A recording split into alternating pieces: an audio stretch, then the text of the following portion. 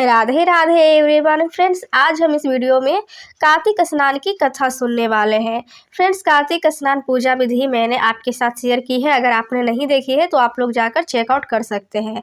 तो इस वीडियो में सिर्फ हम कहानी सुनेंगे। तो देखिए, कथा पूजा करने के बाद कथा सुनने के लिए आपका हाथ में थोड़े से फूल और अक्षत लेकर कथा सुन लीजिएगा। अगर आप कार्तिक स्नान की पूजा करते हैं, कार्तिक स्नान करते हैं, तो आप हाथ में इस तरीके से लेकर कथा जरूर सुनिएगा। और अगर आप कार्तिक स्नान नहीं करते हैं तो आप ऐसे भी कथा सुन सकते हैं। तो कथा को हम शुरू करते हैं। ये बुढ़िया माई की कहानी है कार्तिक स्नान की। तो कार्तिक स्नान, एक बुढ़िया माई थी जो चतुर्मास में पुष्कर स्नान किया करती थी। उसके एक बेटा और बहू थे। सास ने बहू को फलाहार उपवास में खाने योग्य बनाने को कहा तो बहू ने खाली टिफिन ही रख दिया। बेटा माँ को पहुँचाने के लिए पुष्कर गया। रास्ते में माँ से बोला, माँ फलाहार कर लो। जहाँ पानी मिला वहीं फलाहार करने बैठ गई। तो भगवान की कृपा से खाली टिफिन फलों से भर गया। माँ ने फलाहार कर लिया। पुष्कर माँ के रहने के लिए झोपड़ी बनाकर बेटा वापस घर आ गया। रात्रि में श्रावण मास आया और बोला, बुढ़िया माई दरवाजा खोल। तब बुढ़िया माई ने पूछा, आप कौन है? मैं श्रावण मास। बुढ़िया ने तुरंत दरवाजा खोल दिया। बुढ़िया माई ने शिव पार्वती की पूजा अर्चना की, बेलपत्र से अभिषेक किया। जाते समय श्रावण मास ने बुढ़िया माई को आशीर्वाद दिया और फिर झोपड़ी की एक दीवार सोने की हो गई। भाद्रपद मास आया, उसने भी दरवाजा खोलने को कहा। बुढ़िया माई ने दरवाजा खोला, सत्तू बनाकर कजरी तीज मनाई। भाद्रपद मास ने बुढ़िया माई को आशीर्वाद दिया और झोपड़ी की दूसरी दीवार भी सोने की हो गई। फिर आश्विन मास आया, उसने भी दरवाजा खोलने को कहा। बुढ़िया माई ने दरवाजा खोला, पितरों का तर्पण कर ब्राह्मण भोज कराकर श्राद्ध किया। नव दुर्गा माँ को अखंड ज्योति जलाकर प्रसन्न किया। सत्य की विजय दिवस के रूप में बुराई का अंत की खुशी में दशहरा मनाया। आश्विन मास जाते समय प्रसन्न होकर तीसरी दीवार भी बहुमूल्य रत्नों से जड़ित कर दी और बुढ़िया माई को सदैव प्रसन्न रहने का आशीर्वाद दिया। इन सब के बाद कार्तिक मास आया, उसने भी दरवाजा खोलने को कहा। बुढ़िया माई ने दरवाजा खोला, अति प्रसन्न मन से कार्तिक स्नान किया। दीप दान कर दिवाली, गोधन पूजन, भैया दूज, गोपाष्टमी, आंवला नवमी मनाई। कार्तिक मास में जाते समय आशीर्वाद दिया और झोपड़ी के स्थान पर महल बन गया। बुढ़िया माई गरीबों की सेवा कर भजन कीर्तन में अपना समय व्यतीत करने लगी। बेटा अपनी माँ को लेने आया तो माँ और झोपड़ी को पहचान न सका, तो पड़ोसियों से पूछा। उन्होंने बताया तो बेटा माँ के चरणों में गिरकर बोला, माँ घर चलो। सारे सामान के साथ घर ले आया। सासू माँ के ठाट देखकर बहू के मन में लालच आ गया और उसने अपनी माँ को भी पुष्कर छोड़कर आने को कहा। तो उसका पति अपनी सास को भी पुष्कर छोड़ आया, परंतु बहू की माँ की धर्म कर्म में बिल्कुल रुचि नहीं थी। वह 4 समय भोजन करती और दिन भर सोती। 4 मास आए और चले गए। जाते समय झोपड़ी गिर गई और बहू की माँ गदही की योनि में चली गई, क्योंकि औरत लक्ष्मी का रूप है और लक्ष्मी की तरह चंचल होना चाहिए। भगवान की पूजा और अतिथि का सम्मान और दान पुण्य करना चाहिए।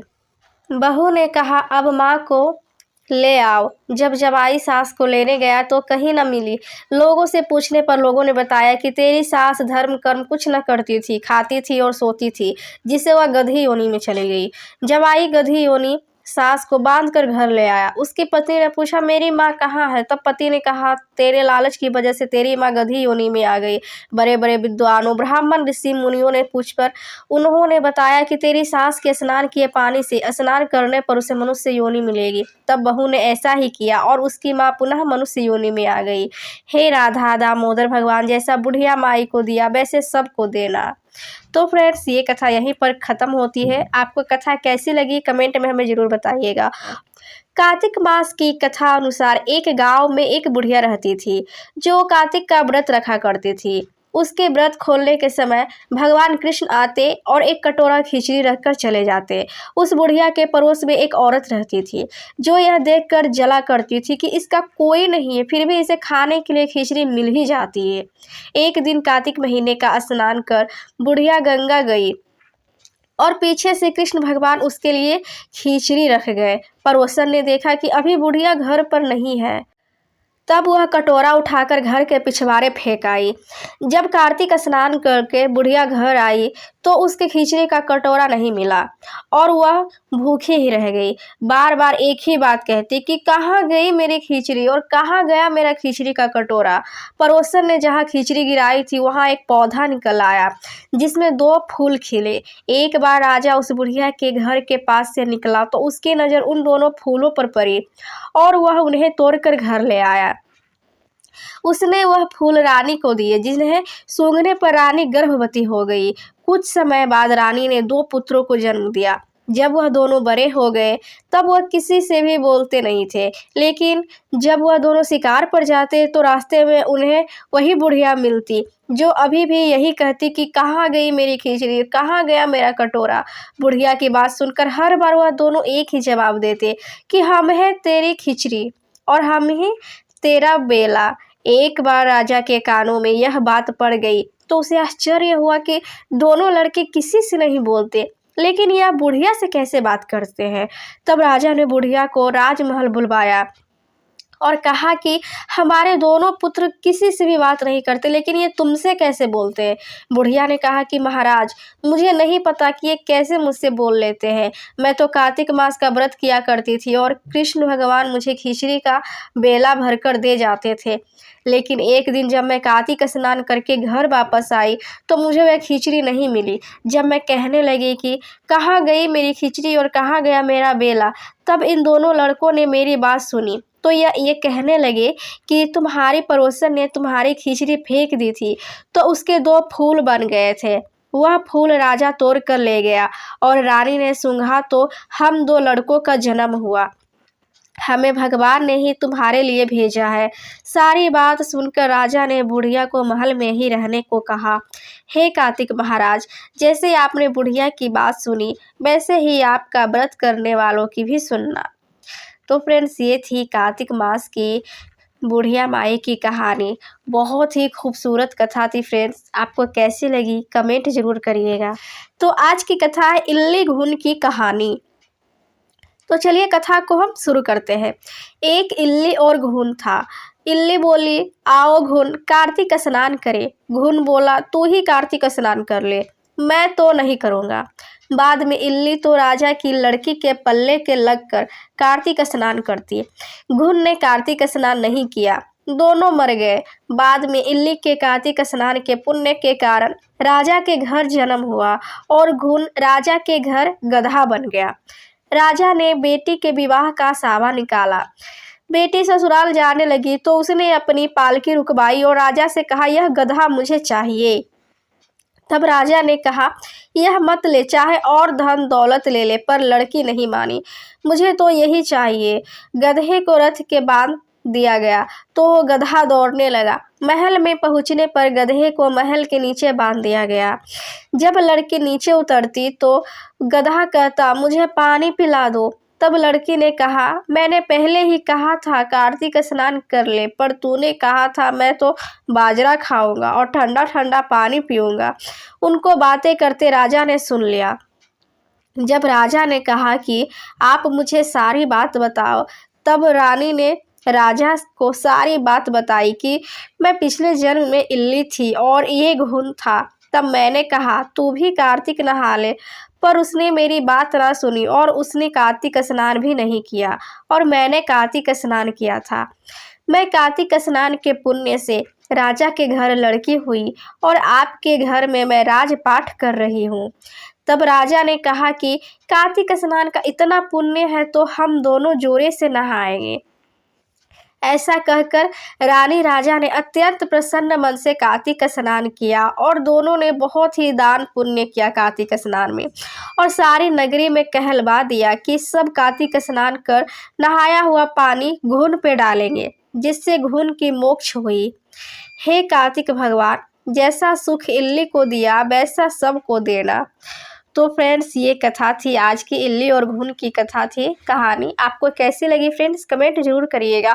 तो चलिए आज हम कथा सुनेंगे तुलसी माता की कृपा प्राप्त करने वाली बुढ़िया माई की कहानी। कार्तिक महीने में एक बुढ़िया माई तुलसी जी को सींचती और कहती कि हे तुलसी माता, सत्य की दाता, मैं तेरा बिड़ला सींचती हूँ। मुझे बहू दे, पीताम्बर की धोती दे, मीठा मीठा घास दे, बैकुंठा में बास दे, चटक की चाल दे, पटक की मौत दे, चंदन का काठ दे, रानी सा राज दे, दाल भात का भोजन दे, ग्यारस की मौत दे, कृष्ण जी का कंधा दे। तब तुलसी माता यह सुनकर सूखने लगी। तो भगवान ने पूछा कि हे तुलसी, तुम क्यों सूख रही हो? तुलसी माता ने कहा कि एक बुढ़िया रोज आती है और यही बात कह जाती है, मैं सब बात तो पूरा कर दूंगी, लेकिन कृष्ण का कंधा कहाँ से लाऊंगी? तो भगवान बोले, जब वो मरेगी तो अपने कंधा अपने आप मैं दे आऊंगा, तो बुढ़िया माई से जाकर कह देना। बाद में बुढ़िया माई मर गई। सब लोग आ गए। जब माई को ले जाने लगे तो वह किसी से न उठी। तब भगवान एक 12 बरस के बालक का रूप धारण करके आए। बालक ने कहा, मैं कान में एक बात कहूँगा तो बुढ़िया माई उठ जाएगी। बालक ने कान में कहा, बुढ़िया माई मन की निकाल ले, पीताम्बर की धोती ले, मीठा मीठा घास ले, बैकुंठा का बास ले, चटक की चाल ले, पटक की मौत ले, कृष्ण जी का कंधा ले। यह सुनकर बुढ़िया माई हल्की हो गई। भगवान ने कंधा दिया और बुढ़िया माई को मुक्ति मिल गई। हे तुलसी माता, जैसे बुढ़िया माई को मुक्ति दी वैसे सबको देना। तो फ्रेंड्स, कितनी सुंदर कथा थी फ्रेंड्स, बहुत ही अच्छी कथा थी। आपको कैसी लगी कथा कमेंट में ज़रूर बताइएगा। आज हम सुनने वाले हैं कार्तिक स्नान की सास बहू वाली कहानी। 2 सास बहुएं थी। कार्तिक मास आया तो सास बोली, मैं कार्तिक स्नान के लिए तीर्थ जाना चाहती हूँ। बहू बोली, मैं भी चलूँगी। सास बोली, तो अभी बहुत छोटी है, अभी मुझे जाने दे। सासू तीर्थ गई तो बहू कुम्हार के से 33 कुंड ले आई। रोज एक कुंडा भर कर रखती। उधर गंगा में सासू जी की नथ गिर गई। बहू कुंडे में नहाती हुई बोली, सासू नहावे उंडे, मैंने नहाऊ कुंडे। इतने में गंगा की धारा कुंडे में आ गई, साथ में सासू जी की नथ भी आ गई। बहू ने नथ पहचान ली और अपने नाक में पहन ली। महीना पूरा हुआ, सासू जी आई, बहू सामे लेने लगी तो सास नथ लेख बोली, तू यह कहाँ से ले आई? बहू बोली, यह तो मेरे कुंडे में गंगा की धारा के साथ आ गई। अब सास बोली, मुझे ब्राह्मण भोज करना है। बहू बोली, सासू जी 2 ब्राह्मण मेरे भी जिमा दो, मैंने भी कार्तिक स्नान किया है। तूने कहा कार्तिक स्नान किया? तो बहू बोली, ऊपर चलो, मैं आपको बताती हूँ। ऊपर गए तो देखा सारे कुंडे सोने के हो गए। बहू बोली, मैं रोज कुंडा भर कर रखती और सुबह जल्दी उठकर नहाती और उल्टा करके रख देती। तब सासू जी बोली, बहू तू बहुत भाग्यवान है जो साक्षात गंगा जी तेरे पास आई। तूने श्रद्धा और विश्वास से कार्तिक स्नान किया तो भगवान ने तुझे फल दिया। दोनों सास बहू ने धूमधाम से ब्राह्मण जमाकर दक्षिणा देकर विदा किया। भगवान जैसा सास बहू को दिया वैसा सबको दे। और फ्रेंड्स, ये कथा यहीं पर समाप्त होती है। आज हम कथा सुनने वाले हैं कार्तिक मास की पथवारी माता की कहानी। एक बार पथवारी माता पाल और विनायक जी में झगड़ा हो गया। सब आपस में स्वयं को बड़ा बताने लगे। इतने में एक ब्राह्मण का लड़का आया। पाल पथवारी गजानन जी ने उसे रोका और कहा, लड़के रुक जा और हमारा न्याय कर। लड़का बोला, मैं कल वापस आऊँगा तब न्याय करूँगा। घर आकर लड़के ने माँ से कहा, माँ मुझे कल पाल पथवारी माता विनायक जी का न्याय चुकाना है। तो माँ ने कहा, बेटा सबको बड़ा बताना। दूसरे दिन लड़का वहाँ गया और बोला, पाल माता आप बड़ी हो, क्योंकि हर व्यक्ति आता है और स्नान ध्यान करके शुद्ध होकर जाता है और आप सबकी रक्षा करती है। हे पथवारी माता आप सबसे बड़ी हो, क्योंकि कितने भी तीर्थ धर्म ध्यान कर ले पर आपकी पूजा किए बिना उनका कार्य पूर्ण नहीं होता है। आप जीवित को भी तारती है और मरने के बाद भी उद्धार करती है। पथवारी माता पथ की धारनी, इसलिए आप बड़ी हो। अब विनायक जी से लड़का बोला, सबसे पहले शुभ काम में आपको ही मनाया जाता है। आपको ध्याये बिना कोई काम सिद्ध नहीं होता है, इसलिए आप बड़े हो। पाल माता, पथवारी माता, विनायक जी भगवान लड़के की चतुराई से प्रसन्न हो गए और बोले, लड़के तुमने जो हम सबको ही बड़ा कर दिया, उसको सुखी रहने का आशीर्वाद दिया और जाके दाने उसके अंगोछे में डाल दिए। लड़का सोचने लगा, ये तो घाटे का सौदा रहा, सारा दिन खराब कर न्याय किया और इतने से जौ मिले। उदास मन से घर आकर अंगोछा एक कोने में डाल दिया। माँ ने अंगोछा उठाया तो उससे हीरे मोती बिखरे गए। तो माँ बोली, बेटा न्याय करके क्या लाया है? लड़का बोला, माँ कोने में पड़ा जो देख रही हो वही मुझे मिला है। माँ वहाँ गई, देखा हीरा मोती का ढेर लगा है, हीरे मोती जगमगा रहे हैं। माँ अत्यधिक प्रसन्न हो गई।